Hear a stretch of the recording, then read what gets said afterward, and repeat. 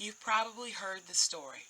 On October 31st, 1517, Martin Luther defiantly nailed his 95 Theses to the door of the castle of Wittenberg Church. Actually, what he nailed to the church door was probably closer to a meeting agenda.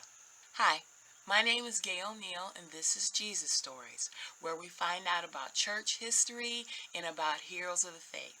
Because so much of who we are is because of who they were.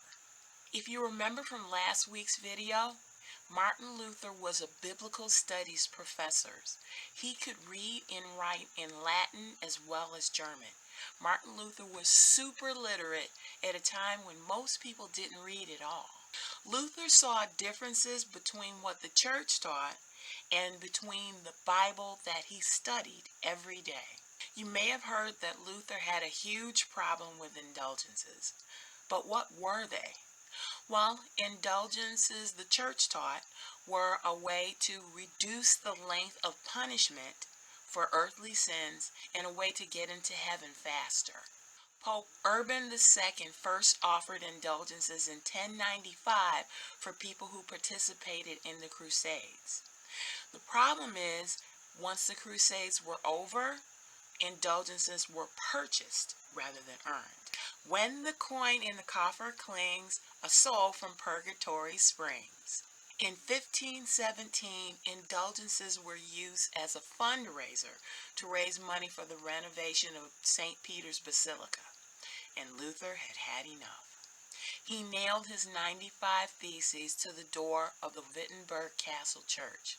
Sounds pretty dramatic, but the church door was actually sort of the community bulletin board. Luther was really just asking for a debate. But what did he want to talk about? Luther's 95 points could really be boiled down to two main themes. The first is sola gratia, saved by grace alone. Salvation could not be earned, but is a gift of God by his grace. Ephesians 2:8-9 says, "For it is by grace you have been saved through faith. And this is not from yourselves. It is the gift of God, not by works, so that no one can boast." So if salvation is a gift of God, then why do people need to pay for indulgences? Luther asked, why does not the Pope, whose wealth today is greater than the wealth of the richest Crassus, build the Basilica of St. Peter with his own money rather than with the money of poor believers? Just some questions for a friendly local debate, but thanks to the recently invented printing press, Martin Luther's words reached the Pope in Rome. Over the next 5 years, ever-escalating hearings were held where Luther, who was actually quite stubborn and vindictive, refused to recant. Finally, on April 17, 1571, Luther appeared before the Diet or Assembly of Worms. He concluded his testimony by saying, "Here I stand, God help me, I can do no other." He went home to Wittenberg and thought it was over. It wasn't. He was excommunicated a month later and became an outlaw.